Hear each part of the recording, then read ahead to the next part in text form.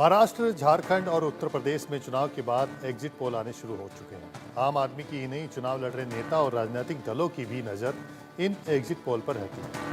वैसे तो सबको पता होता है कि एग्जिट पोल्स में जीत जाने या हार जाने से कुछ फर्क नहीं पड़ता, लेकिन उत्सुकता ऐसी चीज़ है जिसे रोक पाना काफ़ी मुश्किल होता है।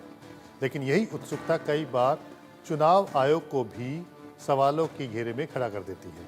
कारण, एग्जिट पोल में जीता हुआ दल अगर हार जाता है तो उसे लगता है कि उसके साथ जरूर कुछ गड़बड़ हुई है। जैसा कि हमने हरियाणा विधानसभा चुनाव में देखा, जहां पर सारे एग्जिट पोल कांग्रेस की जीत बता रहे थे। अब ऐसे में इन एग्जिट पोल की विश्वसनीयता को लेकर भी सवाल खड़े होने लग गए हैं। भारत में पहला एग्जिट पोल 1996 में centre for the study of developing societies ने किया था। एजेंसी ने अनुमान जताया था कि लोकसभा चुनाव में बीजेपी की सरकार बनेगी। लोकसभा चुनाव के नतीजे एग्जिट पोल के मुताबिक आए। इसके बाद 1998 के भी लोकसभा चुनाव में एग्जिट पोल का अनुमान सही साबित हुआ। लेकिन 2004 में पूरी तरह ये एग्जिट पोल फेल हो गए। अटल सरकार की एनडीए की वापसी बता रहे थे, लेकिन जीत गई थी कांग्रेस सरकार। यूपीए उस समय सत्ता में आई थी और इसके बाद 2009 के चुनाव में भी एग्जिट पोल फेल हुए। सभी बीजेपी की वापसी करवा रहे थे, लेकिन यूपीए फिर जीत गई।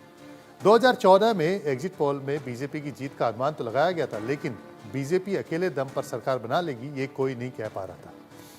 2019 में लोकसभा चुनाव में एग्जिट पोल में बीजेपी की सरकार का अनुमान जताया गया, लेकिन नतीजे भी एग्जिट पोल के मुताबिक ही आए। हालांकि इसमें बीजेपी की सीटें कम होती दिखाई थी, लेकिन बीजेपी की सीटें 2019 में और भी ज़्यादा बढ़ करके आई थी।